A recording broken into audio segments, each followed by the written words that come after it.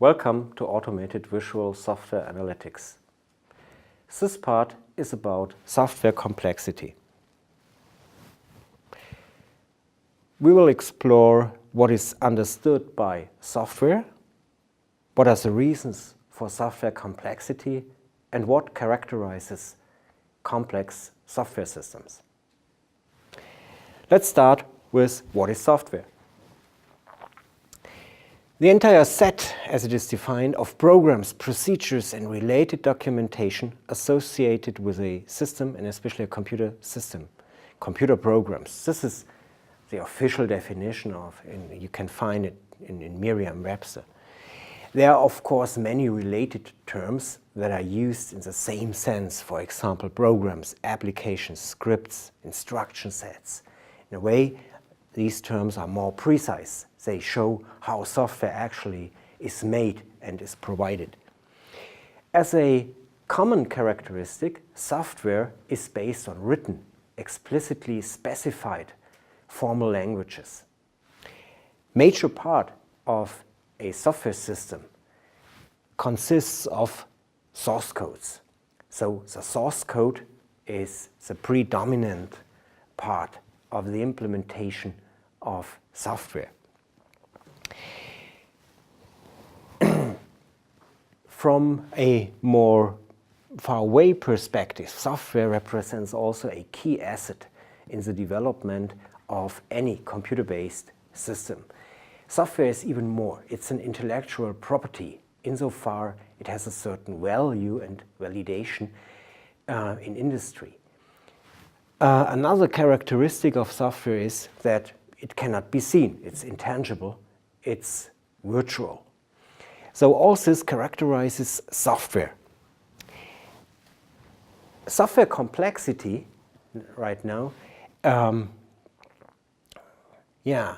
stems from this nature of software. Complexity results from these properties of software. Complexity is a degree to which a system or component has a design or implementation that is difficult to understand and verify. This kind of complexity is constituted by a large number of interdependent, interrelated, and interacting elements forming a complex whole in a complex system. In a sense, complexity of a software system is caused by the sheer number of elements, the large numbers of relationships, and of the complexity at runtime. All this contributes to software complexity. Related to this complexity is another term you most likely are familiar with. It's the software crisis. It has been used now for decades. Software crisis denotes that the fundamental cause is that massive software-intensive systems become unmanageably complex, as Grady Booch stated.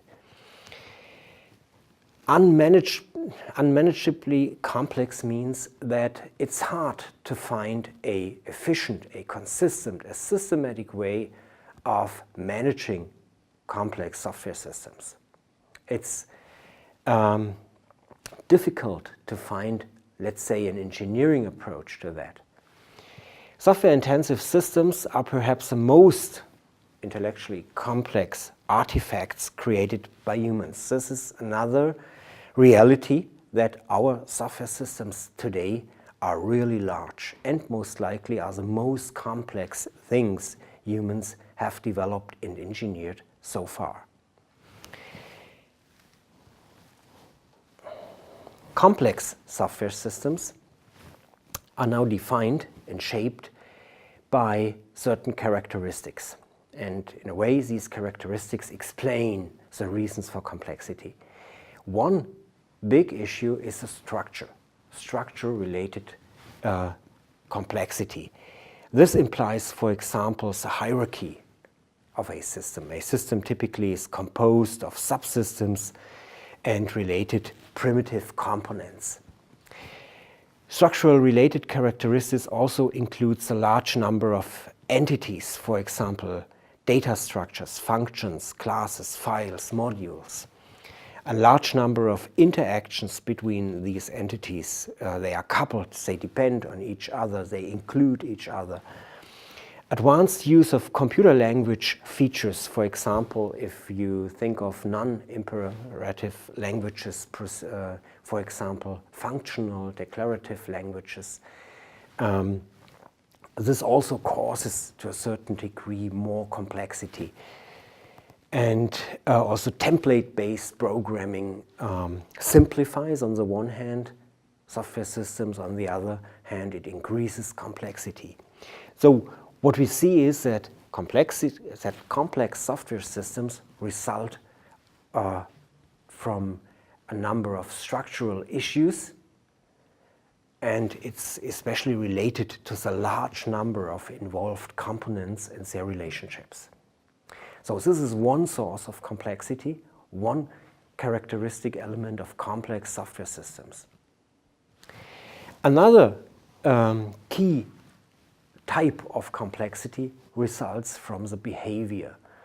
Behavior-related characteristics include everything that happens at runtime, typically expressed or made visible by a call graph, for example, or if you model the control flow of a function you implement, then you explicitly make visible behavior of the system. System behavior can also be traced at runtime, recorded at runtime, or most simple approach is to debug a software. Then step by step you get aware of the behavior of a software system. Of course, this is non-trivial to understand. Nonlinear system behavior in general contributes to the complexity of a software system, especially if you think of having a multi-threaded system or concurrent executions. It's hard for the human mind to actually understand and to explore such behavior. Non-documented behavior contributes to complexity, and of course everything related to error handling and exception handling. So behavior is another key dimension of complexity apart from structural issues.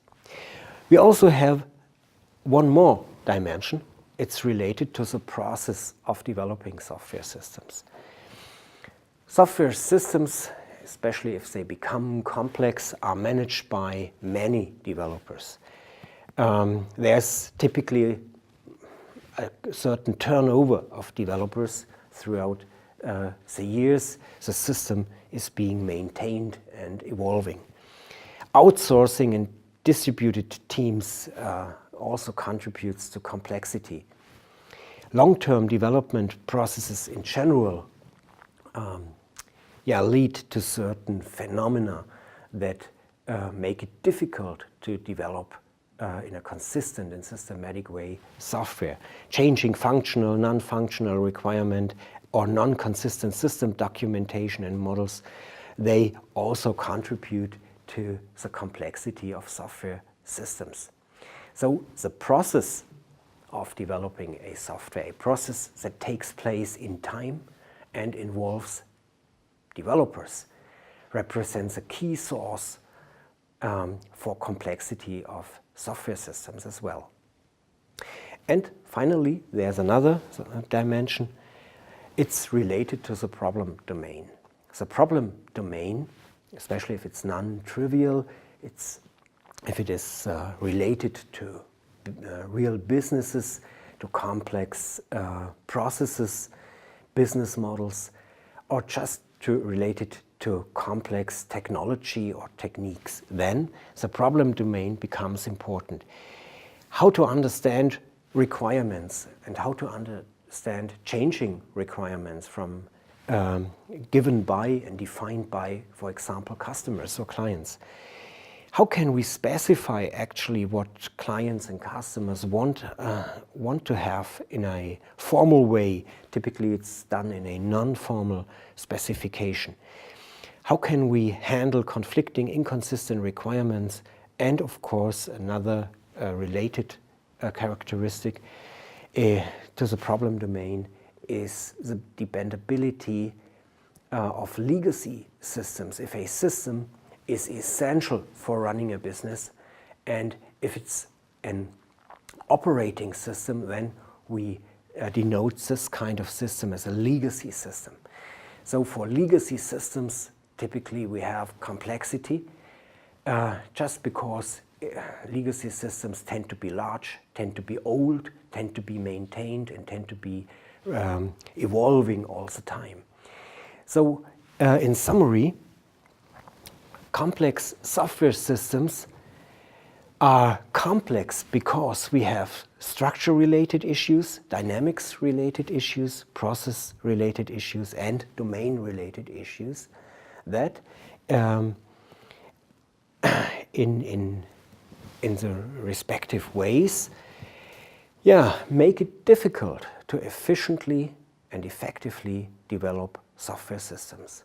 So we will have a look on these aspects in other parts of this course, and we will find out how we can extract information from these characteristics and put this information into an information space used by software analytics that allows us to relate different aspects of structure information, dynamics information, process information, and possibly domain information, such that a software system, its development, and its processes can be better explored and understood.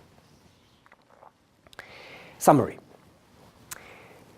In this part, we have talked about software, and software, by its nature, has no natural look, no appearance, no gestalt. It's intangible. Complexity is caused not only by this very nature of software, also by its structure, its dynamics, its evolution, and its problem domain-related characteristics. Software analytics will offer methods, techniques, and tools that facilitate efficient and effective software development of complex software.